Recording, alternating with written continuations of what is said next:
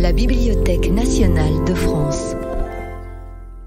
Dans le cadre du cycle Les Visiteurs du Soir qui propose des rencontres avec des professionnels du livre et de l'enfance, Patrice Wolf reçoit Delphine Perret, autrice et illustratrice jeunesse.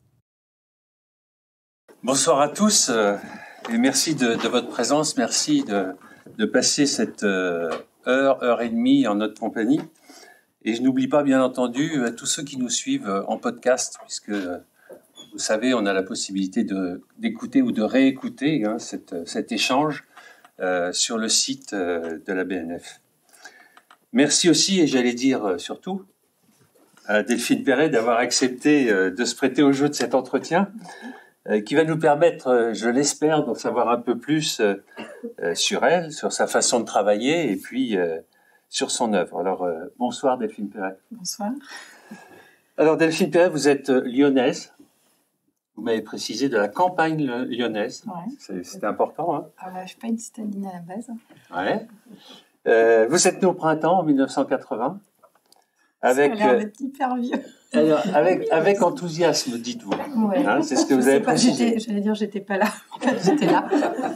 Mais je ne me rappelle plus. Ouais. C'est les années Giscard qui vous enthousiasmaient. Alors, aux dernières nouvelles, vous avez quitté Lyon en 2020 pour vous installer au Croisic, l'air de la mer. J'ai flairé la pandémie. C'est ça, oui. C'est incroyable. 2 semaines avant. J'ai déménagé 2 semaines avant. Ouais, c'est une bonne idée. Vous êtes autrice, illustratrice. Autrice quand vous écrivez des histoires qui sont confiées à Sébastien Mourin ou Roland Garrigue pour les illustrations. Illustratrice quand vous imaginez des textes de Cola Gutmann, Oscar Brennifer et Christian Auster. Et autrice illustratrice pour des livres plus personnels tels que L'ours Bjorn, que tout le monde connaît évidemment. Une super histoire de cow-boy. Ou encore le dernier livre paru, Le plus bel été du monde, voilà, qui, comme vous le savez, fait l'unanimité chez la critique. Alors, on sait peu de choses de votre enfance, à part quelques petits points particuliers, que vous avez grandi à la campagne, on l'a dit, la campagne lyonnaise, que vous passiez vos étés dans la ferme de votre grand-père, dans le Jura. Ouais, pas tout l'été, mais on y allait chaque été. Hein, tous les étés. Et puis, on sait également qu'à la maternelle, vous étiez très excité à 4 heures en attendant de découvrir que votre mère avait mis un goûter dans votre sac. Ouais. Ça, vous l'avez dit, hein? Ouais, c'est un gros travail d'investigation. Oui, non, j'ai illustré. J'ai compris pourquoi vous saviez ça, en fait. Parce que d'accord. On devait donner une illustration pour soutenir les professeurs des maternelles. Et donc, il fallait raconter un souvenir. Et moi, j'ai vraiment souvenir de rien que le sac à goûter, c'était la gourmandise. Peu importe ce qu'il y avait dedans, je pense qu'elle aurait mis du cassoulet, ça marchait. Et mon fils est pareil, c'est-à-dire que c'est meilleur quand c'est dans le sac à goûter. C'est meilleur quand c'est dans le sac à goûter. C'est meilleur, c'est comme ça. Alors, brièvement comme ça, qu'est-ce que vous pourriez dire de votre enfance? Quel enfant étiez-vous? Alors, j'ai demandé à ma mère, parce qu'il m'avait quand même dit qu'il me poserait cette question. Et je lui ai dit, mais je me souviens que tu m'as dit qu'à partir de 4 ans, j'étais chiante. Elle m'a dit, oh non, mais pas du tout. Donc, en fait, j'étais un peu... donc j'ai grandi vraiment à la campagne, donc j'étais un peu une sauvageonne. C'est-à-dire, je courais pas mal, je grimpais aux arbres et c'est vrai que ça m'intéressait pas trop de mettre des robes parce qu'on pouvait pas faire le cochon pendu. Donc j'étais plutôt un peu garçon manqué. Et voilà, et j'ai beaucoup joué, j'ai beaucoup imaginé d'histoires dans mes jeux. Ouais. Et vos parents étaient une famille d'artistes ou non? Ben non. Non, ni l'un ni l'autre. C'est vous qui avez mal tourné? Ouais, toute seule. Non, c'est pas de leur faute. Alors, en 2000, vous obtenez un BTS de graphisme à l'École supérieure des arts appliqués à la Martinière Diderot de Lyon. Alors, il y a une chose qui serait intéressante, c'est de savoir comment vous êtes passé de cette enfance dans la campagne, etc., à ce souhait de faire de l'illustration ou de l'image. Ou, voilà. Comment c'est venu Qu'est-ce qui fait que vous avez choisi cette école d'art, de Tout de suite, graphisme? une page de publicité. Ah oui, oui. Oh là On s'est là. dit qu'elle n'avait pas plus de 2 J'ai cartons que un rouges. joker. Ok. Ouais, là, ça vaut pas le coup. Non, mais il y a en fait, on parle de mon enfance, je sais pas, 6-7 ans, l'école de graphisme, c'était quand même Justement, sur le 12 temps ans plus tard, naturel. donc il y a quand même, je vais pas vous raconter tout par le menu, Non, mais, non. je pense que c'est venu de l'envie de faire du dessin. Oui. Parce que j'aimais beaucoup illustrer mes poésies à l'école. Et donc, moi, j'ai fait un bac art appliqué donc, pour un peu visiter tous les possibles autour de l'art. Et ensuite, ce BTS de graphisme, c'était communication visuelle, vraiment. Donc, voilà, les images. Et il me semble que je vous ai déjà raconté par téléphone. Oui, ils n'étaient pas là. Ouais, non, c'est pour ça, je vous le répète. Mais j'ai peut-être déjà raconté ailleurs, hein, pardon. J'ai un souvenir très précis en BTS de communication visuelle d'avoir assisté à une conférence de Nathalie Crasset, la designer, qui parlait des objets en fait et des rapports qu'on a avec nos objets qui nous entourent. Et ça, j'étais ressortie avec une frustration intense de me dire, moi, je vais faire des affiches, quoi. C'est nul. Je me suis dit, j'ai envie de faire des objets qui vivent avec nous. J'aime vraiment ce rapport d'intimité. Et les livres sont arrivés. D'accord. Après, on m'a parlé des Arts Déco Strasbourg et en fait, le livre, il rassemble les deux et c'est assez parfait. D'accord. Donc justement, en 2003, donc 3 ans plus tard, vous sortez de l'école supérieure des Arts Décoratifs de Strasbourg avec un diplôme en poche. Vous avez les félicitations du jury d'ailleurs. Vous le savez. Déjà. C'est là. Ah, c'était bien caché cette histoire. Caché. C'est vrai. Mais avant cela, vous voyagez, dites-vous, aux 2 bouts de la Terre. Alors, dans quelles circonstances vous avez été aux 2 bouts de la Terre, comme vous dites? Il y a des Et choses c'est où qui les 2 traînent bouts de sur la Terre, Internet, d'ailleurs je me dis, c'est incroyable. Les 2 bouts de la Terre, c'est simplement que pendant mes études, j'ai été en échange. Ouais. Donc, j'ai choisi Boston. Je me suis dit, bon, je ne vais pas avoir plein d'autres occasions d'aller si loin, donc allons-y.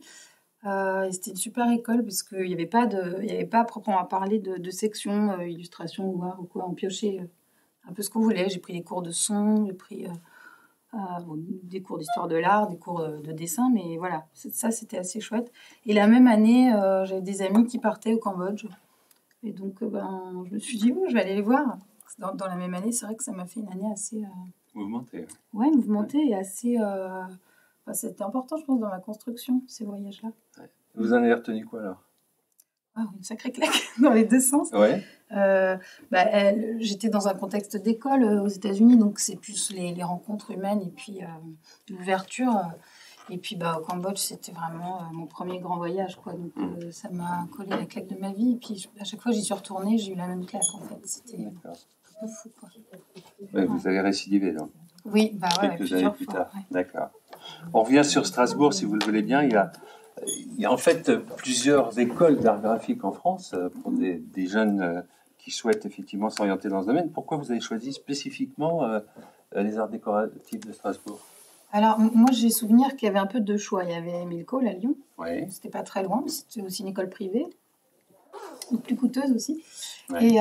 Et Strasbourg, mais surtout, à l'époque, en tout cas, c'est peut-être moins vrai aujourd'hui, Émile Cole formait beaucoup des diffuseurs d'images, des gens qui étaient graphiquement assez aboutis en sortant de l'école.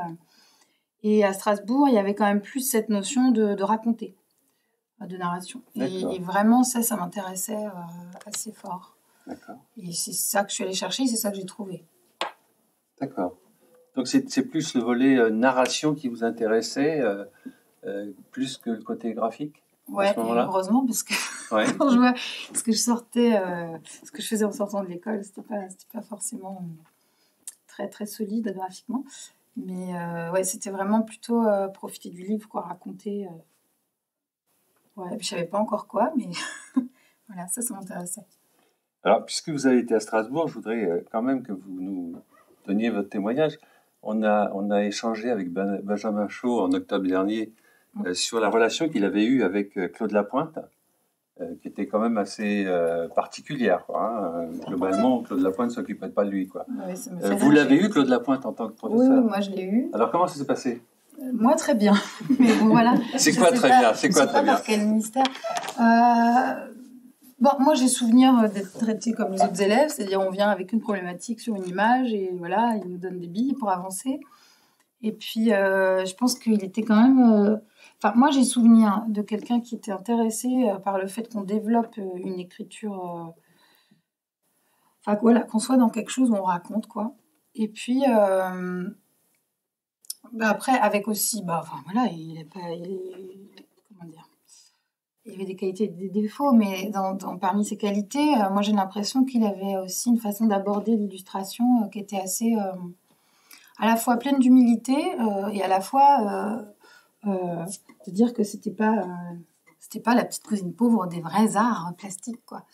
Et peut-être une vision des choses un peu artisanale, quoi, dans le bon sens du terme, quoi, comme aussi un savoir-faire, enfin. En tout cas, quelque chose qui en valait la peine, quoi. Et puis l'illustration jeunesse, parce que c'est quand même pas ce qui est le plus valorisé dans les métiers artistiques, quoi. Vous l'avez revu par la suite? Non. Alors, entre-temps, donc, pendant que vous étiez à Strasbourg, en 2002, paraît votre premier album. Il est là, d'ailleurs, tout neuf. Alors, j'imagine que c'était un album qui, au départ, était un travail d'écolier, en fait, enfin de fin d'études, vraisemblablement. Non, c'était un travail d'étudiante au BTS qui n'était pas super forte en graphisme et qui faisait des petits projets à côté. Voilà. Mais qui a été édité quand même. Ouais, quand même. Alors j'étais arrivée à Montreuil avec mon petit projet. Et puis j'avais pas osé le sortir de mon sac, alors j'avais couru à la cabine téléphonique parce qu'on n'avait pas encore de téléphone, je vous parle de la préhistoire, et je décroche, je dis à ma mère non, en fait je peux pas montrer ça, c'est trop prétentieux, là je vais aller voir un éditeur et dire voilà super j'ai fait ça. Il me dit non tu y retournes et tu dis juste qu'est-ce que vous en pensez. Et du coup là, j'ai trouvé que là c'était possible, quoi. Et voilà, en fait effectivement le poisson soluble là, ça lui a plu. Ouais. Alors, quel souvenir vous avez du moment où on vous a remis le livre entre les mains pour la première fois? Je me rappelle plus trop. Mais à chaque fois qu'on reçoit son propre livre, enfin, je pense que je suis pas la seule, hein. Dans ce cas-là, il y a quand même toujours une espèce d'épiphanie, quoi. Oh, j'ai fait ça, j'ai fabriqué. C'est pas du tout moi qui l'ai fabriqué, mais c'est assez magique de recevoir l'objet, précisément. Enfin, moi, je m'en lasse pas. Et après, aussi comme beaucoup d'illustrateurs, par contre, je ne l'ouvre pas parce que juste, j'en peux plus, quoi. Ouais. C'est trop... Parce que vous expliquez qu'au début, en fait, vous avez une grande curiosité, un vrai appétit autour de l'objet livre. C'est pour vous, qu'est-ce que ça représente cet objet livre? Ce que je disais tout à l'heure, c'est quand même vraiment quelque chose qu'on peut. C'est une image, c'est une histoire, on peut l'attraper et on peut comme ça la lire sur un fauteuil, dans le train. Enfin, il y a vraiment un rapport assez intime avec cet objet. Et puis, quand j'y repensais, là, quand je reçois mes livres, je les mets sur mon étagère, comme ça, je suis hyper contente. Et ça me fait exactement pareil que quand je fais des confitures et que je regarde les pots que j'ai fabriqués, quoi. Il y a un truc hyper gratifiant comme ça. J'ai fait ça. Alors, il y a un tout autre objet qui est aussi, me semble-t-il, très important pour vous, c'est votre carnet de croquis. Ouais, alors c'est pareil. Qu'est-ce que ça représente, le carnet de croquis pour vous? C'est mon deuxième cerveau, quoi. Ouais. C'est mon réservoir à idées. Je peux noter une liste de courses, évidemment, mais... Vous ne l'avez pas, là? Moi, j'en ai 4. Mais ils sont un peu vides. C'est des nouveaux. Je suis contente. Ils sont... Mais il y a des croquis. Il y a principalement des idées écrites, en fait. C'est pas forcément hyper sexy comme carnet parce que c'est principalement du texte. Soit des formules dont j'aimerais me souvenir, soit plutôt des idées, en fait, vraiment. Et puis après, il y a aussi, quand je me mets au travail, que je suis sur plutôt un scénario, comme par exemple pour Le Loup. Là, je fais des arborescences. Il se passe ça, puis après il se passe ça. Et alors, du coup, je déroule comme ça chaque possible. Si je prends cette direction dans l'histoire, où est-ce que je vais après? Est-ce que ça, c'est plus intéressant que ça?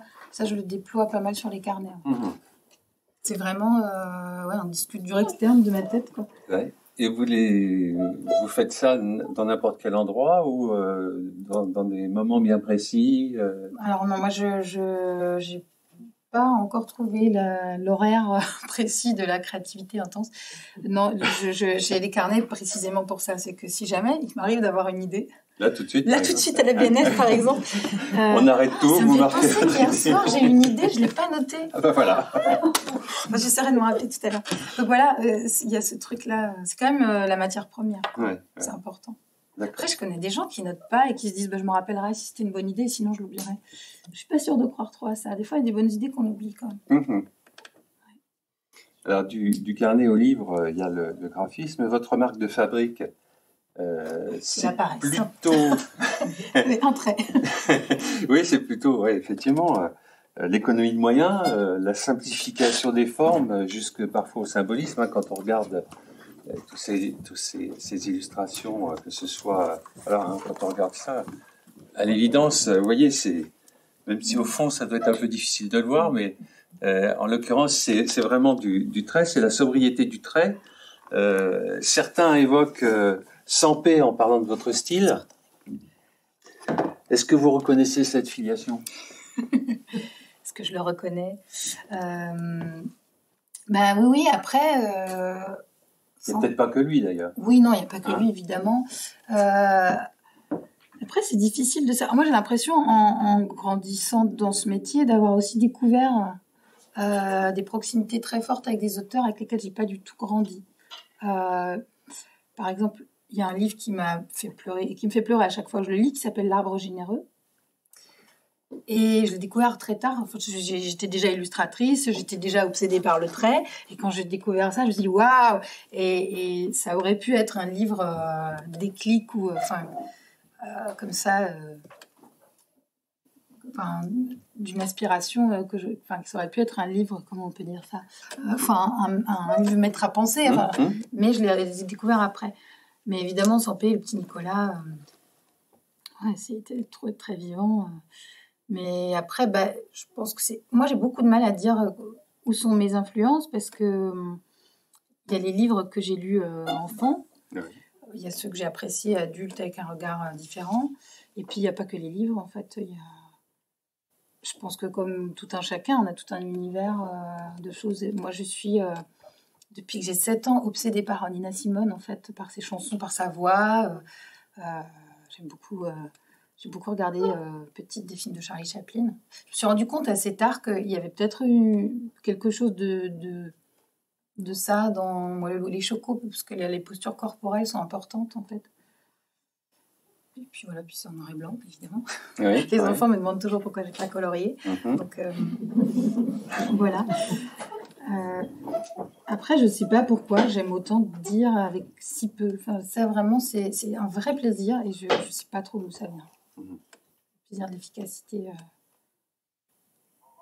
Ouais, ça je saurais pas. Et alors, soit dans les artistes qui sont dans les musées ou parmi vos confrères, qu'est-ce que vous appréciez comme type d'art ?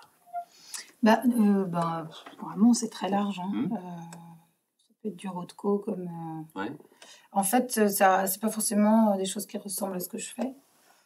Il y a aussi des choses que je trouve merveilleuses et je ne m'y aventurerai pas, parce que je sais que moi, c'est aussi pour ça que j'écris pour d'autres. C'est-à-dire que je pense que j'aurais pas écrit les mêmes histoires pour moi, pour celles que j'ai fait avec Sébastien. Je me disais, il va s'embêter à illustrer ça, le pauvre.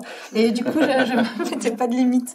Sinon, quand même, je sais, mais l'histoire de sorcière que j'ai écrite pour Roland, j'aurais pas écrite pour moi-même une histoire de sorcière. Je me sentais pas du tout dans ces codes-là, graphiquement. Donc, bon. Mais vous êtes plutôt art contemporain ou plutôt classique ? Un peu de tout. Ouais, Non, un peu de j'ai tout. pas de... Je sais pas choisir d'abord. D'accord. Et puis, non, il y a vraiment... Voilà, moi, je me souviens aussi, ça, j'ai vraiment eu un choc esthétique enfant. Ma mère m'a emmené à une expo de Miro. Et vraiment le choc esthétique, quoi. Ouais. Donc, non, c'est des choses très différentes, en fait. D'accord. Alors, c'est vrai que... ouais, je sais pas. Non, mais je pense que je suis assez bluffée par le fait d'être... de l'efficacité, parce qu'il y a quand même comme une magie, quoi. Un petit truc et ça ouvre des tonnes de choses, quoi. Alors, un choc esthétique, il y en a eu un avec votre dernier livre, Le plus bel été du monde. Et vous êtes passé là à l'aquarelle.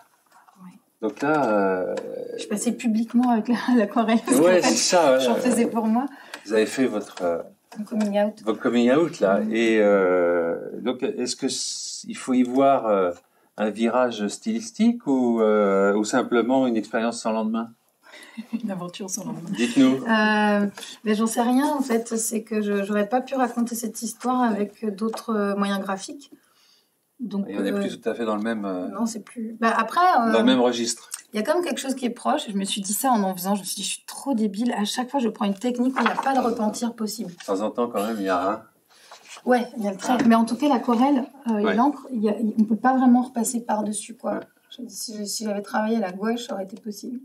Et voilà, je me suis mise en difficulté, en fait. Mais pour moi, il y a quand même... c'est pas si loin, en fait, de ce que je fais. Ça reste quelque chose qui est... Je crois que c'est pas foisonnant, c'est quand même plutôt dans une forme... C'est pas un très joli mot, mais dans une forme d'efficacité...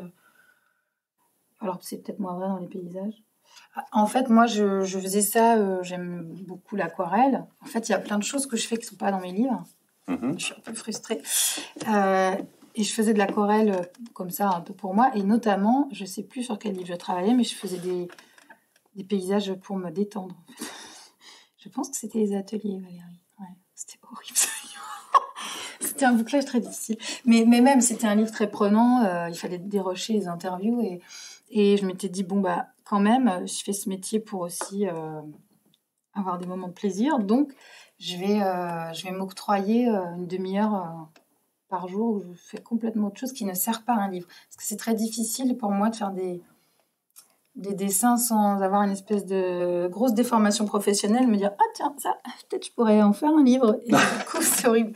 Et du coup, on perd un petit peu d'insouciance et d'innocence. Donc, je me suis un peu obligée. Je me suis dit « Là, c'est à récré ». Et puis, voilà, ça finit dans un livre, quoi. Ouais. Voilà. Donc, suite au prochain livre, il y a aussi une grande différence peut-être avec celui-ci. Il ouvre un nouveau chemin peut-être. C'est jusqu'à présent, vous êtes très marqué humour aussi dans la façon de construire vos livres.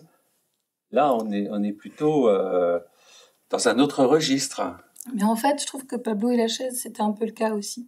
Ouais. J'ai toujours très peur quand je vais sortir un livre qui n'est pas drôle. Vraiment, je me dis mince, les gens vont trouver ça nul parce que j'ai pas fait de blague. Et en fait, non, ça va, ils ont pas trouvé ça nul. Ouais. Mais je pense qu'en fait, il y a quand même un peu d'humour dedans parce que je peux pas trop m'empêcher. Ouais. Mais vous y reconnaissez dans l'humour? C'est quelque chose qui... Ouais, je me reconnais. C'est le Chaplin dont vous parliez tout à l'heure? Je sais pas. Après, moi, j'ai grandi avec des parents qui faisaient des blagues, quoi. Puis je suis un parent qui fait des blagues. J'ai une fils qui commence à faire des blagues. On s'en sort pas. Et en fait, en même temps, quand j'interviens dans des classes, je me rends compte que c'est pas tous les enfants qui ont de l'humour. Hein. Donc c'est une bonne chose à transmettre c'est quand même une bonne chose à transmettre à ces enfants, je trouve. Il n'y a pas que les enfants entre nous. Non, on peut s'imaginer que ça peut faire rire toute la classe et il y en a qui pigent pas du tout le second degré. Donc je me dis, ça doit être pas très marrant tous les jours des parents très premier degré. Mais pour moi, je sais pas si c'est un tournant en fait.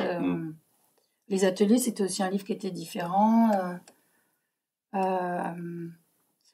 Moi, j'ai envie de faire plein de choses. Et je sais que ça ne tiendra pas tout. Et du coup, voilà, un livre, c'est toute une expérience. Alors, bien sûr, il y en a plein qui se ressemblent dans mes livres, mais il peut y avoir l'impression que c'est une grande nouveauté, alors que personne ne trouve que c'est une nouveauté. Mais moi, j'ai l'impression que visuel, c'était encore autre chose, que kaléidoscopage, c'était encore autre chose. Et du coup, à chaque fois, je me dis, comment je vais raconter ça? Donc là, il fallait de l'aquarelle. Et puis, ça m'a donné envie d'en faire, mais de me lâcher plus, parce que c'était quand même assez contraignant. Mais à part ça, évidemment, chaque livre nourrit la suite, mais je sais pas, j'ai pas prévu, de finir ma vie aquarelliste. Est-ce qu'avec ce livre, vous parlez un peu plus de vous que dans les autres livres ou pas? Peut-être de manière plus ostensible, mais en fait, je pense qu'on parle de soi dans quand même relativement... Enfin, plus ou moins, hein, mais... Bien sûr, celui-là, il est né de... En fait, je pensais en parler beaucoup moins. Je me suis fait avoir. Ouais, je me suis vraiment fait avoir. Il y avait évidemment une mère et son fils au départ, mais ils devaient partir dans plusieurs endroits, ils devaient faire un petit voyage. C'était vraiment de très très loin, quelque chose auquel je pouvais me référer. Et puis, en fait, cette maison, ce paysage, c'est pas tant la maison pour moi que les paysages qui m'ont rattrapée. Et qui finalement, il y a un moment, je me suis sentie gênée, quoi. Je me suis dit, quand même, ça ressemble un peu à ma vie, là, ça devient gênant. Bon. En fait, ça raconte pas tant. Bon. Alors, vous en parliez un peu tout à l'heure, en tant qu'autrice illustratrice, votre humour repose le plus souvent sur des paradoxes, des décalages entre l'histoire que vous nous proposez et puis la mise en image que vous nous servez. C'est de façon paroxystique dans celui-ci, c'est vraiment très, très fort. Je me suis posé la question de savoir comment vous arrivez à traiter cette relation texte-image avec les artistes auxquels vous confiez vos textes et auxquels vous demandez d'illustrer vos textes. Comment ça se passe avec eux? J'espère pas trop mal pour eux. Non, en fait, je laisse... Alors, c'est vrai que j'ai laissé plus... Bon, Sébastien Morin, on travaillait, parce que depuis, j'ai déménagé dans le même atelier, donc je me suis dit, je vais pas trop l'embêter, parce que, bon, c'est sa part. Mais il était il était plutôt partant pour me montrer ce qu'il était en train de faire. Donc, on a commencé comme ça. Je pense qu'il s'en est mordu les doigts sur Santa Fruta, parce que je me souviens d'échanges sur les personnages où je me disais, non, pas trop comme ça, pas trop comme ci. Je les avais en tête, en fait. Le problème, c'est que je connais bien ce dessin, donc j'imagine ce qu'il va faire. Mais évidemment, quand dans l'image, il y a quelque chose qui doit compléter le texte ou qui doit contredire le texte, ça, je l'indique dans le manuscrit.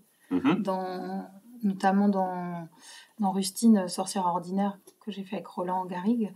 Voilà, il y a une scène où ce qui est dit, c'est tout se passa très bien, ou tout se passa pour le mieux, ou tout se passa sans... Je n'ai plus le texte exact. On demandera l'auteur. Voilà, on demandera l'auteur, je ne sais pas, il est pas là. Et voilà, l'idée, c'était que l'image montre tout le contraire. Donc ça, bien sûr que je l'indique, sinon ça n'a pas de sens, quoi. Mais bon, globalement, moi, quand j'écris pour quelqu'un d'autre, je sais pour qui je vais écrire. D'accord. Sinon, je le garde pour moi. Donc c'est plutôt très agréable parce qu'à la fois, c'est l'univers que j'imaginais. Et à la fois, il y a bien sûr des surprises. Et puis en plus, c'est pas moi qui fais le bouclage, alors ça, c'est génial. c'est l'illustrateur qui fait tout le sprint de la fin. Et vous avez le sentiment de décaler l'humour, de vous adapter finalement à votre illustrateur Non, pas sur le ton, non. Sur le sujet peut-être, enfin, sur l'envie de faire telle ou telle chose, mais après, le ton, j'aurais bien du mal, je crois, à vraiment écrire autrement, quoi. D'accord. Et d'une façon générale, quel rapport vous entretenez avec la réalité diriez-vous que vous vous y résignez à cette réalité, que vous vous en amusez, que c'est un matériau comme un autre pour inventer les histoires? C'est là que je sors le Joker, non? Oui. Non, mais un peu des trois, en fait. Comment dire? J'accueille à bras ouverts les petites virgules, quoi. Un musicien qui joue à un endroit, à un moment précis, c'est parfait, ou quelqu'un qui tombe au bon moment, etc. Je crois que je suis très... Voilà, j'aime bien la surprise. Je pense qu'il peut y en avoir en toutes circonstances. La réalité avec un grand R, le monde d'aujourd'hui et de demain me fait plutôt peur. Ouais. Je trouve pas très encourageant, mais bon, je vais pas mettre ça dans mes livres. Enfin, je suis pas là pour dire regardez, c'est moche. C'est pas que moche, quoi. Et j'aime bien m'en servir de matériaux aussi, c'est vrai.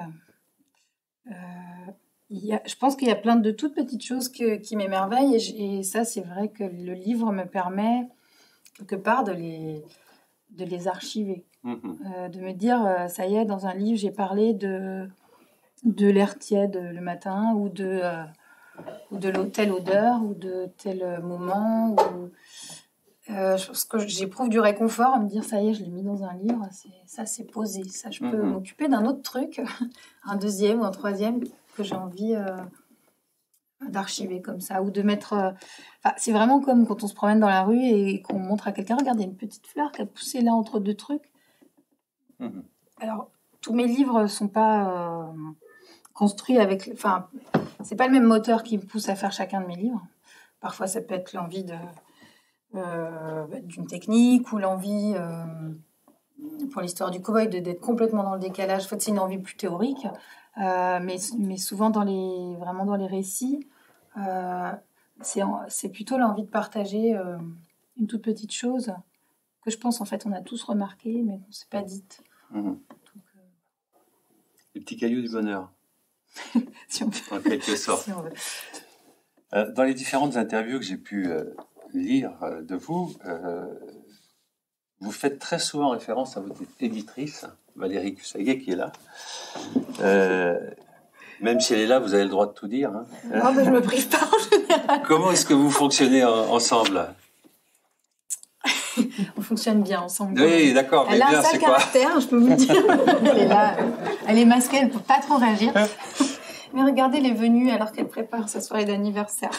Voilà, elle est trop mignonne. Non, ça marche bien parce que moi, j'aime sa franchise. En fait, ce qui est assez chouette, c'est qu'en fait, quand j'ai un doute sur un texte pour une raison précise, je lui dis pas, je lui montre et elle me dit « Ah oui, ça, bof ». Donc, déjà, elle vient lever les doutes sur les textes qui fonctionnent ou pas.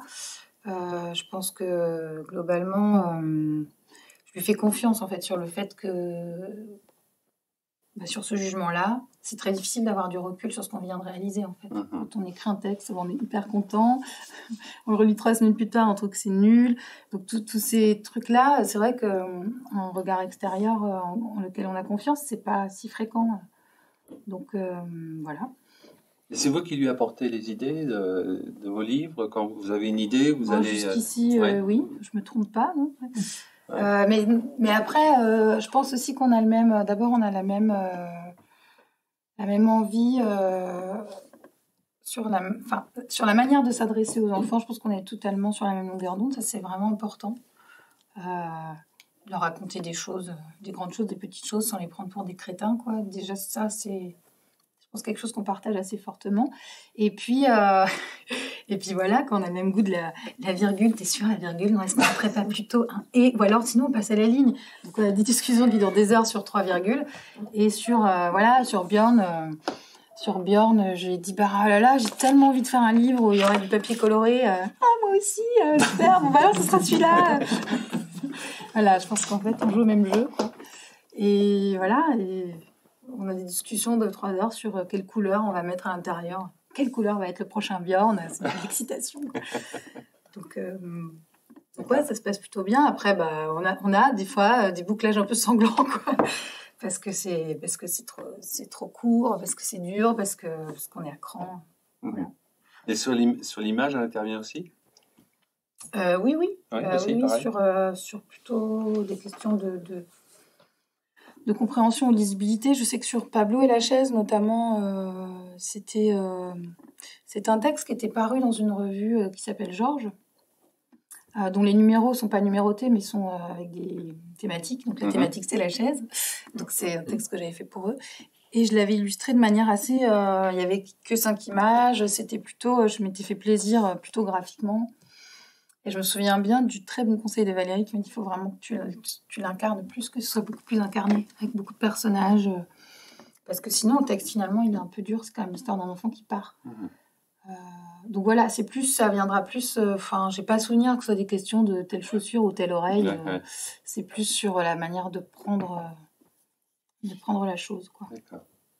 Alors là, elle n'écoute pas, mais avec les autres éditeurs, ça se passe comment? Il n'y a pas d'autres éditeurs. Non, mais pas du tout. Ça n'existe pas. Je te verrai, Valérie, ça va être difficile. Non. Ça va être difficile. En fait, il y a certains livres que j'ai fait avec des éditeurs qui, comme je faisais que l'image ou que le texte, non pas que le texte, que l'image, c'était plutôt avec le directeur artistique, moi, que j'étais en lien. Donc ça se passait bien, mais c'est pas du tout pareil d'envisager un livre en entier, je trouve. Moi, quand j'ai une idée, il y a l'idée, il y a le texte, il y a le dessin, il y a le format du livre, la tronche du papier, la reliure, est-ce qu'on fait un dos comme ci, comme ça. ça n'a pas l'air... je trouve que quand on voit un livre, on se dit, bah oui, il fallait qu'il soit de cette manière, mais en fait, il aurait pu prendre plein de formes différentes. Je ne sais plus pourquoi je disais ça. Oui, et donc, ça, c'est pas des discussions que j'ai quand je fais que les images. Donc, c'est pas les mêmes enjeux de rapport avec l'éditeur. Par contre, pour les éditions du Rouergue, donc j'ai fait Kaléidoscopage et C'est un arbre. Tout à fait. Ça s'est très bien passé avec Olivier Douzou. Oui. Mais c'est pas du tout... je pense que je serais pas venue avec un texte, par exemple. Oui. Moi, ce que j'aime travailler avec Valérie, c'est les textes, c'est les histoires. Et là, comme c'est un livre qui est plus comme un petit mode d'emploi du regard qu'on a sur les images, c'était autre chose. Moi, j'avais assez envie de le faire avec Olivier parce que je sais pas, il me semblait être la bonne personne pour me dire quoi faire avec tous ces trucs que j'avais collés à mon mur en me disant il y a peut-être moyen de faire un livre avec ça, je sais pas trop comment prendre la chose. Donc, c'était une manière différente de travailler. D'accord. Plus en retrait, mais qui a tout à fait correspondu à ce livre-là, en fait. D'accord. Vous faites plein d'autres choses. Vous adorez explorer des champs artistiques très variés, des films d'animation, la musique, la pub. Si vous en êtes d'accord, on va en parler un petit peu. Un petit peu. Hein ? Pour commencer, alors, chose extrêmement rare à ma connaissance, vous vous intéressez aux autres artistes et vous avez même fait un livre. Sympa pour les autres. Non mais je connais pas d'autrice illustratrice ou d'auteur illustrateur qui a fait cette démarche-là. Vous avez fait un magnifique livre sur des auteurs illustrateurs hommes et femmes pour enfants en travaillant sur leur atelier. Et vous avez travaillé avec un photographe qui s'appelle Éric Garot. Le livre est paru au fond mi-rouge, encore. Donc le livre, c'est autour de 24 ateliers et 24 artistes. Et ça a été complété d'ailleurs, me semble-t-il, par des vidéos d'artistes aussi pour la fête du livre de Bron à un moment donné. Est-ce que vous pouvez nous expliquer comment est venu ce projet et pourquoi cet intérêt pour les autres ? En fait, déjà, je suis quelqu'un de très curieux. On va dire pourquoi... Là, franchement, ça ne suffit pas d'être très curieux. Là. Il faut vraiment... On va avoir envie de s'embêter à retranscrire des interviews. Oui, en fait, c'est quand même génial de pouvoir s'inviter dans les ateliers des gens. C'est formidable. C'est pas parce qu'on a soi-même un atelier qu'il n'y a pas cette gourmandise, quoi. Et moi, au départ, ce qui m'intéressait, c'était quand même... d'abord, les rituels de mise au travail. Et j'avais même tout au départ, envie d'en faire quelque chose qui soit plus audio, qu'on entende carrément les clés dans la serrure et tout ça. Je me disais, je vais suivre les gens depuis leur réveil jusqu'à chez eux. Enfin, c'était pas possible, quoi. Et entendre le café couler et tout ça, parce que je me disais qu'il y avait quand même des gestes qu'on devait répéter comme ça tout le temps. Et la deuxième question, c'était autour du fait que j'ai l'impression que souvent... en ayant discuté un peu avec d'autres, que pour se mettre au travail créatif, fallait occuper le corps à autre chose, quoi. Enfin, détourner un peu l'esprit, quoi. Parce que moi, par exemple, je constatais que je réfléchissais mieux à mes scénarios quand je faisais la vaisselle, par exemple, que quand j'étais à ma page blanche, là, qu'il y avait un truc un gros enjeu. Et donc voilà, de tout ça, je me suis dit, j'aimerais bien faire un projet. Alors, j'avais pas du tout l'idée d'en faire un livre au départ. Et puis en plus, je voulais interviewer des chanteurs, en fait, plein de gens, des artistes qui font des peintures et tout ça. Et ça restait longtemps dans un carnet.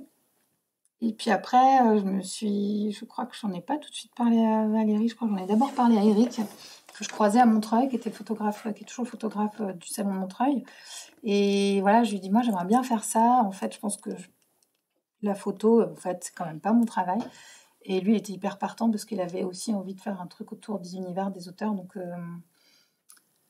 voilà, on a resserré, je sais plus trop à quel moment on a resserré sur les illustrateurs et les auteurs. Et puis sur les illustrateurs tout court, parce qu'en fait, on avait trop de noms, on aurait voulu en mettre tellement qu'on s'est dit, on va pas mettre les auteurs. Et voilà, et c'est devenu un projet de livre qu'on a proposé à Valérie. sais plus du tout. Comment, J'ai fait de ma phrase. Comment vous les avez choisis, ces 24 ? Ouais, Parce que, compte tenu du nombre d'auteurs et illustrateurs... avec d'âpres négociations, on avait 3 listes. La liste d'Éric, le photographe, la mienne, celle de Valérie, qui faisait déjà à peu près 70 noms chacun. Ouais. Et puis il a fallu négocier, quoi. Ouais. Il y avait des incontournables. Ah non, mais moi, je ferai pas ce livre s'il n'y a pas machin dedans. Voilà.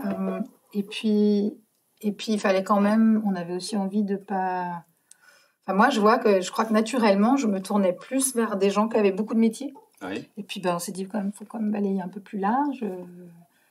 On a essayé de mettre des gens qui, à la fois, avaient des travaux très différents, des façons d'en parler très différentes. C'est hyper difficile, en fait, d'en sélectionner 24.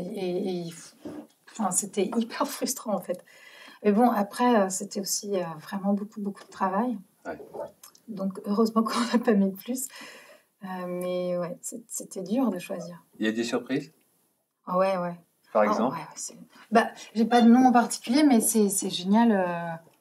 En fait, moi, j'ai découvert ce que c'était qu'un peu d'interviewer les gens. Alors, je suis ni sociologue ni journaliste, hein, donc mais d'ailleurs, le fait que je sois illustratrice, ça a aidé sur certains.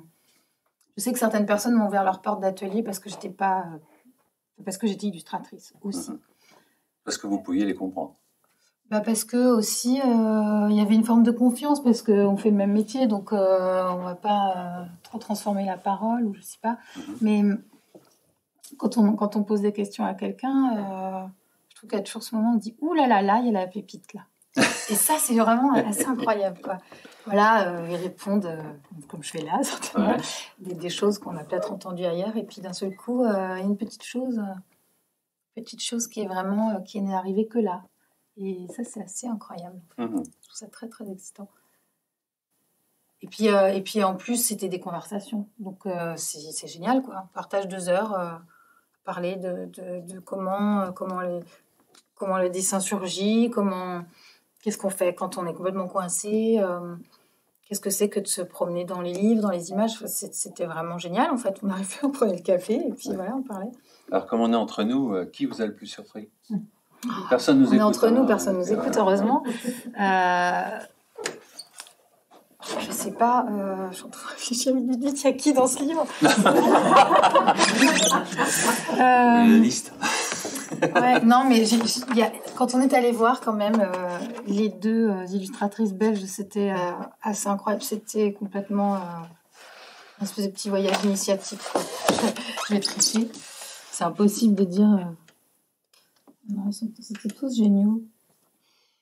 Mais effectivement, quand on est allé voir Anne Brouillard et Kitty Crotter, c'était assez incroyable, quoi. Je sais pas, les ambiances, en fait, déjà, on a l'impression d'avoir passé une journée dans un livre à chacune en parlant avec elles. Et puis, ce qui était dit, et puis, je sais pas, on est allé chez Kitty, et puis il y a un costume de la créature du lac. Grandeur nature, on a dormi là, moi j'ai dormi dans la pièce de côté, j'étais hyper... Et ça participe à l'ambiance, quoi. Et c'était assez incroyable. Alors, je me sens hyper chanceuse, moi, d'avoir pu faire tout ça, puis de partir, quoi, j'aime bien être en mouvement aussi, partir voir les gens, quoi. On vient les rencontrer. Mais j'aurais aimé faire ça avec plus de métiers. J'ai quand même... Je trouve que c'est génial parce qu'à la fois, ça a été des conversations qui ont eu cette tête-là aussi parce que, voilà, on partage le même métier. Mais moi, j'aurais beaucoup de curiosité à aller voir. Enfin, j'ai quand même eu un petit sentiment de me dire, je me suis promenée parmi les gens que je connais, quoi, dans mon territoire un peu, et j'aimerais bien, je sais pas, aller poser des questions à des tas de gens qui font des tas de choses. Alors, comme on se connaît un peu mieux maintenant, si on parlait de votre atelier à vous, vous avez commencé à travailler dans un atelier collectif. Aujourd'hui, vous allez travailler dans un atelier personnel. Hein ? Quelle différence ? Comment il est cet atelier ? Si vous deviez nous en parler, comment il serait ? Alors, il est tout blanc, mais avec plein de livres et tout ça. Hein, mais un petit carré blanc. Et... il est assez lumineux, surtout à l'automne, ce qui est très étonnant. Au mois de novembre, on ne s'y attend pas, mais il a une très belle lumière. Et surtout, je me disais heureusement que ce livre-là, Le plus bel été du monde, je l'ai fait au moment où j'avais un atelier individuel, parce que j'ai vraiment hurlé. J'ai vraiment eu des moments de découragement et de colère que j'aurais pas du tout pu laisser sortir dans l'atelier à Lyon, parce qu'on était 10, quoi. Ouais. Et bah, en fait, j'ai adoré être en atelier collectif. Et bon, voilà, peut-être que j'y retournerai un jour, mais à ce moment-là, quand j'ai déménagé, j'avais très besoin d'avoir une pièce à moi dans laquelle je pouvais aussi laisser les recherches, m'étaler, parce qu'évidemment, l'atelier collectif, je l'ai partagé, donc il y a une forme de pudeur par rapport. Et aussi pour ça, le plus bel été du monde, j'ai beaucoup raté. Donc, c'est pas facile, en fait, de montrer c'est raté aux autres. Donc voilà, l'atelier collectif, on peut pas autant s'étaler du fait de la place, mais aussi du fait d'une forme de pudeur. Et ouais, je suis très contente d'avoir cette pièce-là. Alors évidemment, j'aimerais bien avoir ça et un atelier collectif. Un jour, on verra quand je serai grande. Peut-être je ferai ça. Parce qu'évidemment, l'atelier collectif, c'est très chouette aussi. D'accord. Il y a quelqu'un qui compte aussi dans votre entourage, c'est votre frère, Mathieu Perret, avec qui vous réalisez des films d'animation en live sketching, c'est ça? Oui, tout à fait. Autrement dit, ça veut dire que ça consiste à rendre accessibles des sujets complexes par l'image animée, c'est ça? Ouais, alors c'est plus des commandes, là. Ouais. Comme lui fait de la vidéo, c'était assez évident. Alors, j'ai aussi fait avec d'autres avant ça. Pour la charte des auteurs illustrateurs. Pour la charte des auteurs, mais aussi pour Arte, des petits films qui expliquaient des notions du capitalisme. Je travaillais avec un économiste et c'était très intéressant. Et après, voilà, on a eu d'autres commandes, donc je les ai faites avec mon frère. Et surtout, ce qu'on fait là, ce que vous disiez tout à l'heure, on a fait du livre de Bron. M'avait demandé, dans la continuité des ateliers, ça leur paraissait assez cohérent que j'interviewe des gens qui avaient besoin de contenu vidéo, puisque il y avait une pandémie, figurez-vous. Non. Rien, si. Et donc, les salons étaient annulés. On n'aurait jamais pu imaginer. Et donc voilà, ils s'étaient dit, on va interviewer des auteurs et des illustrateurs. Et tiens, Delphine, elle vient de le faire avec les ateliers. Et voilà, on m'a demandé avec qui j'avais envie de travailler. Donc, ça me paraissait assez naturel. On se connaît bien, quand même. Oui. Et puis, il est encore pire que moi au niveau de l'exigence. Donc, bon, voilà. Ouais. Donc, c'est un peu le prolongement du livre. Ouais. Ouais. Alors, moi, j'ai beaucoup moins de travail, par contre, parce que la réalisation... les films reposent beaucoup sur la réalisation. Moi, je prépare les entretiens, mais après, on déroche ensemble, à peu près ensemble, pour savoir ce qui nous paraît intéressant dans ce qui a été dit, parce qu'il y a beaucoup, c'est 45 minutes pour une vidéo qui finit par être entre 5 et... Voilà, à peu près autour de 5 minutes. Donc voilà, évidemment, on voit ensemble ce qui nous a semblé important dans le discours, et puis après, c'est tout un travail, en fait, de séquences, de comment la musique va venir habiller ce moment-là. Telle phrase va venir sur le moment où l'illustrateur fait un trait. Il me demande mon avis sur certaines choses, mais c'est son travail. D'accord. Ça vous tente, le film d'animation dans lequel? Trop de travail. En fait, de faire de l'animation, bon, c'est un autre métier complètement. Ouais. Par contre, j'ai eu des livres, j'ai notamment moi, Le Loup et les Chocos, à un moment donné, Folle Image à Valence a travaillé dessus. Ça n'a pas abouti parce que en fait, il était question d'en faire une série, et puis il y a des catégories d'âge très précises, enfin, c'est quand même très formaté. Donc après, il était question d'en faire un court-métrage, et puis bon, enfin, c'est des projets qui prennent du temps, qui parfois ne voient pas le jour, et ça a été le cas comme ça avec lui. Mais j'étais très motivée par l'idée d'une série, parce que j'avais envie de continuer à écrire les histoires avec les mêmes personnages, mais moi, je ne les aurais pas dessinés, quoi. Donc c'était assez tentant. C'est difficile quand des personnages comme ça, quand on a installé des personnages, un univers... En fait, c'est un peu dommage de les laisser, parce que tout est possible. Enfin, tout est sur les rails, quoi. Là, je suis en train de travailler sur un 3e tome de Björn, et ouais, c'est trop agréable. Après être autant sorti de ma zone de confort avec Le Plus Bel Été du Monde, là, on retrouve les vieux copains, quoi. Oui, Björn, si je fais ça, s'il fait ça, le lapin va faire ça. C'est très évident maintenant. Tous les rapports entre les personnages sont installés. D'accord. C'est le confort, quoi. D'accord.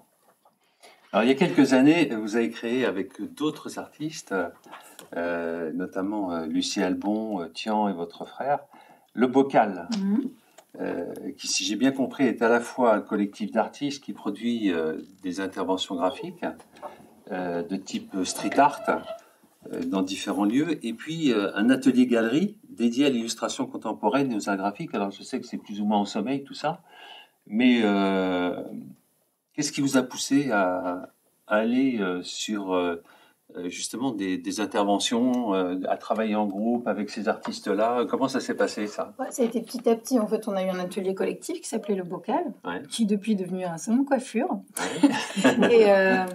Et ben, on montrait des expos un peu plus tôt de notre travail au début. Et puis, on était 7. Enfin, là, quand on parle de ces 4 noms-là, on était 4 à vraiment s'occuper de la partie galerie. D'accord. On était 7 dans l'atelier. Donc aussi, c'est du fait qu'on était nombreux qu'on pouvait se permettre d'imaginer des expositions qui n'avaient pas à être rentables, en fait. Comme tout le monde payait sa place à l'atelier, ça permettait d'avoir un espace vitrine qui n'avait pas besoin d'être rentable, donc qui nous laissait une liberté assez grande sur ce qu'on pouvait montrer.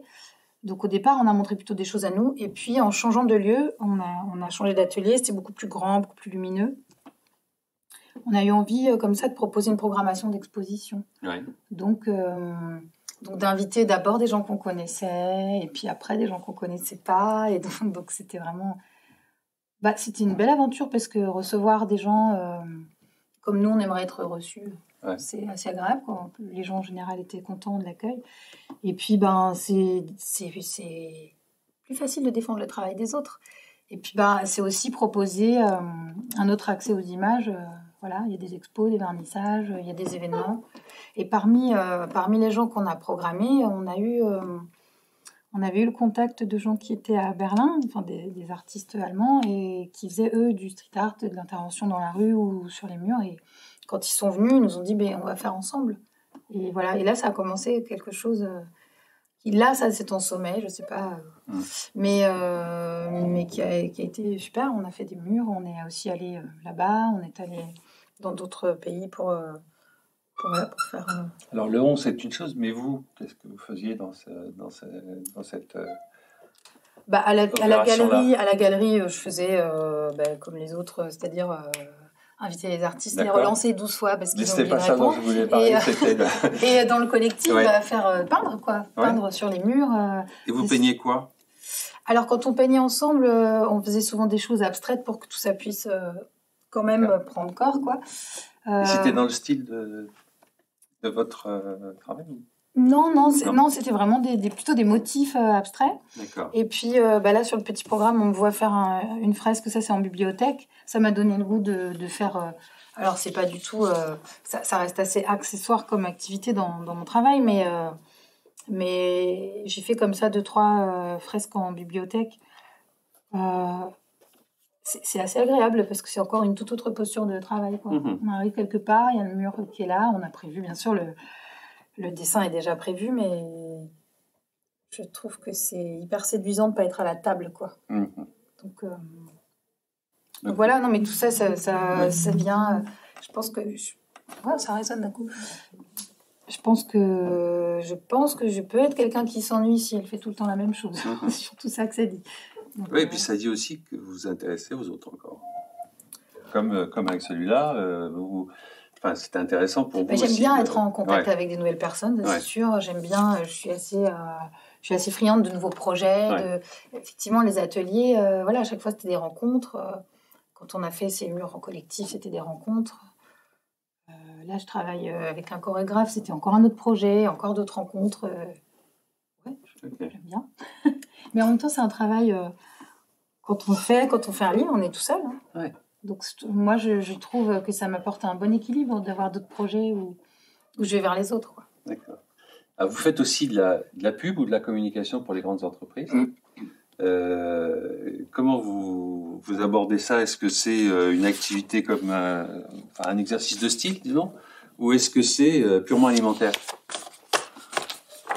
C'est plutôt alimentaire. Bon. En fait...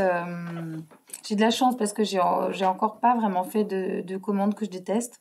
Il y en a qui m'ont vraiment saoulée, hein, pour être très trivial, parce que la commande, c'est effectivement, on va changer 3 fois l'oreille du bonhomme parce qu'elle n'est pas assez ronde là, et qu'une veste avec un col, non, il faut pas. Donc c'est en mode automatique. Hein, moi, j'exécute. Avant, je faisais des commandes de livres.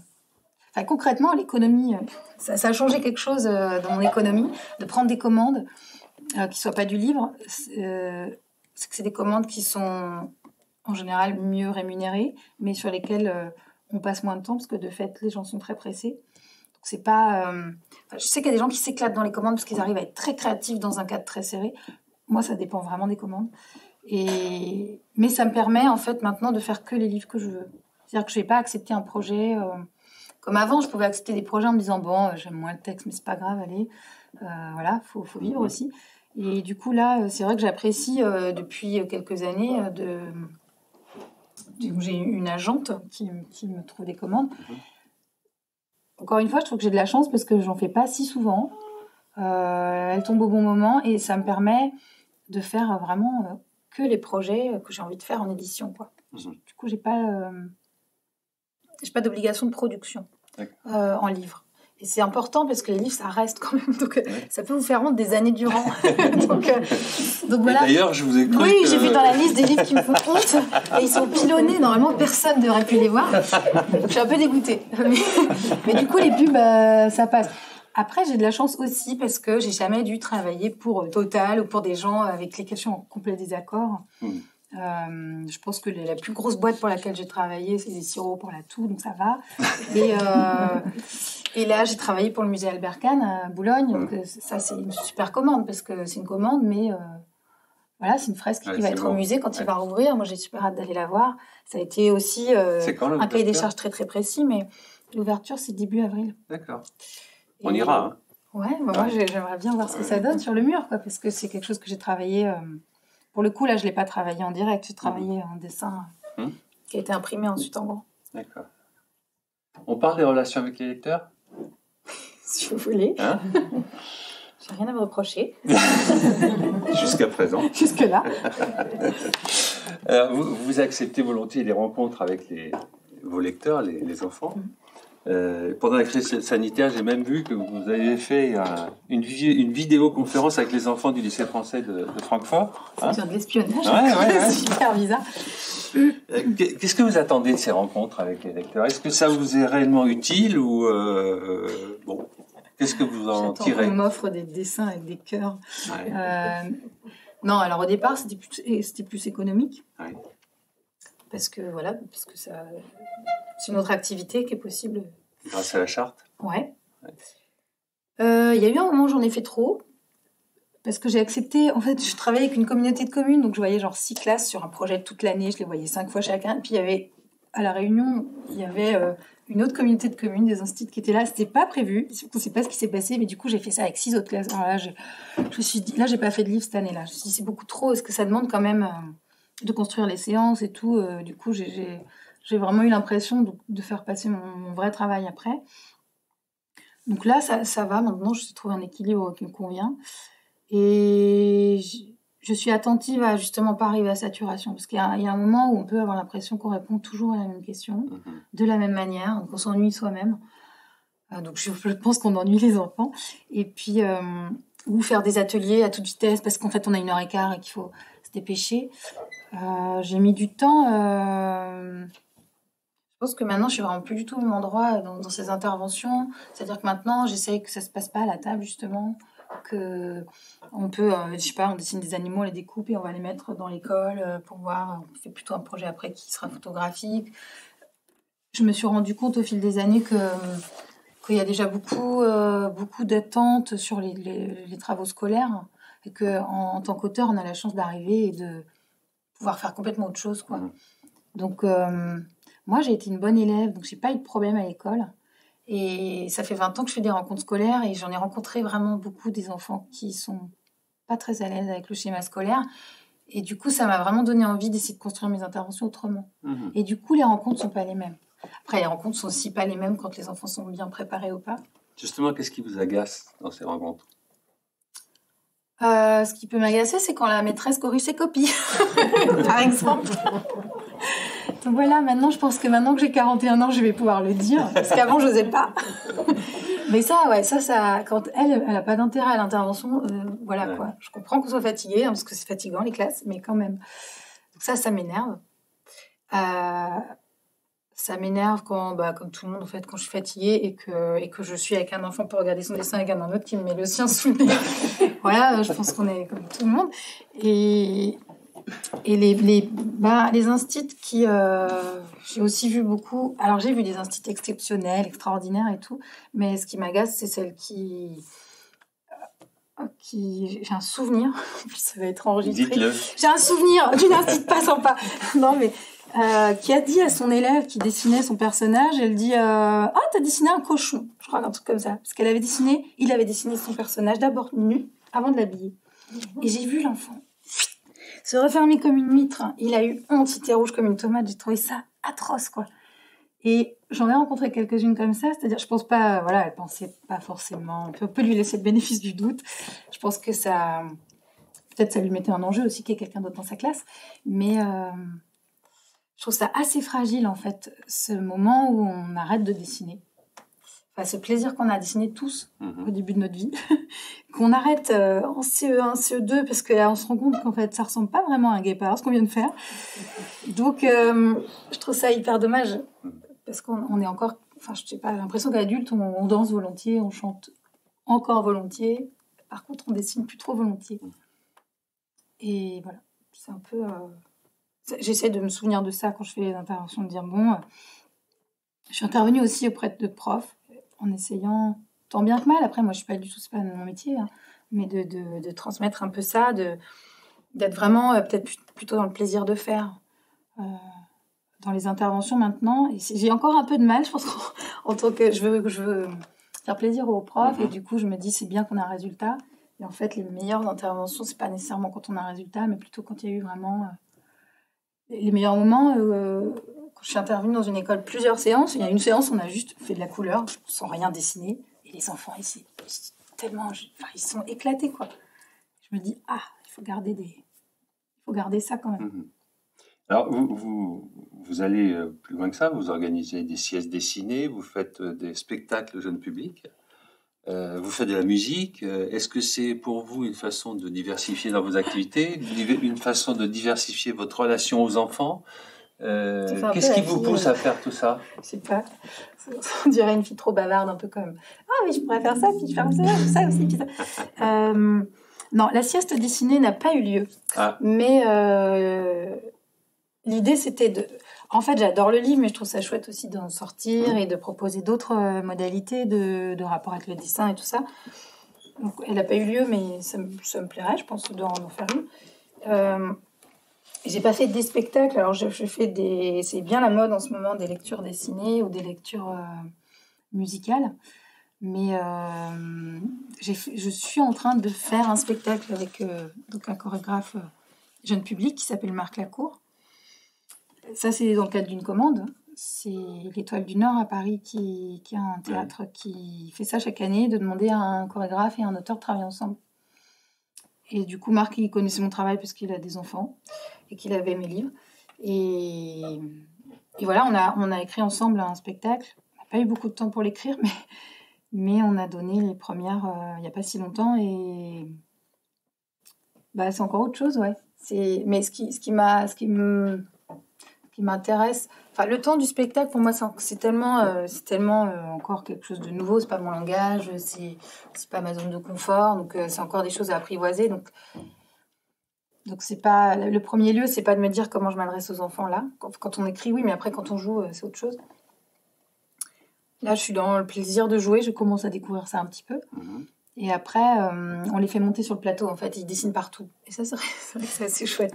Il y a, Marc a beaucoup plus de liberté et de plaisir de transgresser un peu. Il leur dit, allez, maintenant, vous dessinez sur les tables. Et ça, je me dis, ça, faudrait que je m'en inspire aussi pour les interventions, par exemple. On est allé dans des écoles. Ouais. Et on a fait une intervention musique et... danse et dessin. Et bah ouais, c'est vrai que les tout petits... Moi, en dessin, je me dis, bon... mes livres ne s'adressent pas vraiment aux maternelles, par exemple. Mais en danse, c'est vraiment génial, quoi.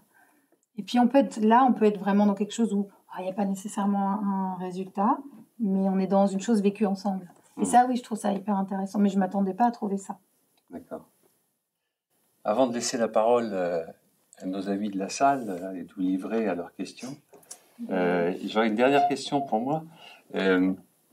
Vous avez obtenu 3 fois le prix Sorcière, des libraires spécialisés jeunesse. Vous avez été primé 2 fois à Montreuil.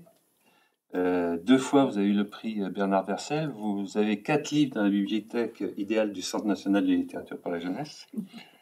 Le plus bel été du monde, donc dernier titre paru, figure dans la liste d'honneur 2022 de Libye. Elle ne le savait même pas, c'est moi qui lui ai appris.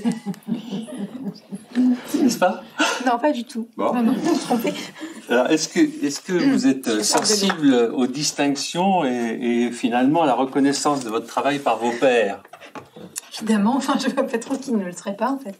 Ouais. Il y en a un peut-être, mais je ne sais pas comment ils font. Peut-être qu'ils ont assez d'assurance. Oui, non, évidemment que c'est très agréable de recevoir un prix. Ouais, c'est quand même une validation, même si, ça ne veut pas dire que le livre est lu par...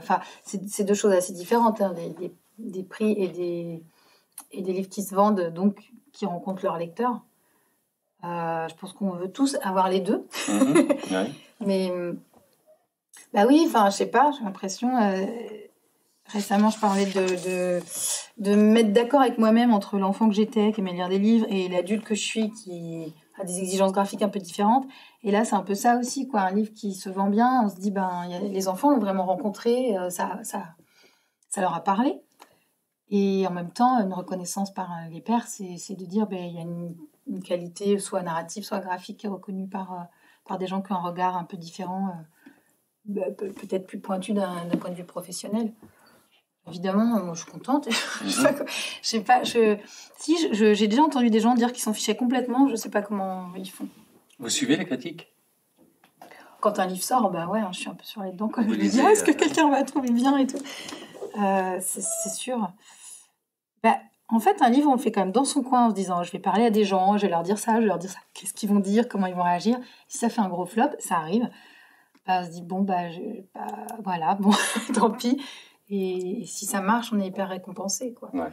Et puis là, pour le plus bel été, j'ai eu des lecteurs qui sont venus, qui ont partagé avec moi leurs souvenirs d'enfance. Pour Björn, j'ai reçu cette lettre de cette petite fille qui m'a dit il faut en faire un 3e tome. C'est hyper agréable de se dire moi, je me rappelle avoir été accompagnée par des personnages quand j'étais petite et de me dire peut-être que moi je fais pareil. Je trouve ça assez fou, en fait. Et voilà. Et j'ai eu tout à l'heure un message assez rigolo. Donc, j'ai été interviewée par Télérama il y a quelques temps. C'est sorti il y a 2 semaines. Et je cite dedans, donc, elle a gardé quelques influences de... en tout cas, ce que je lisais quand j'étais petite. Donc, j'ai dû citer, j'ai cité en vrac des choses. Et puis, il y avait... je me rappelle que je lisais avec gourmandise Tom Tom et Nana. Et tout à l'heure, dans le train, j'écoute mes messages et j'entends une petite voix un peu guillerette comme ça qui me dit « Bonjour, Delphine Perret. J'ai lu Télérama et puis je suis Bernadette Després. » Alors là, la surprise, quoi. Et puis voilà, c'est rigolo, quoi. Puis du coup, je me suis procuré un de vos livres et puis voilà, si vous voulez m'appeler. Complètement hallucinant, quoi. C'est adorable. Donc ouais, je trouvais ça trop chou. Voilà. Vous venez d'écouter un podcast de la Bibliothèque nationale de France. Retrouvez les conférences, rencontres et créations de la BNF sur toutes les plateformes de podcast ainsi que sur le site bnf.fr.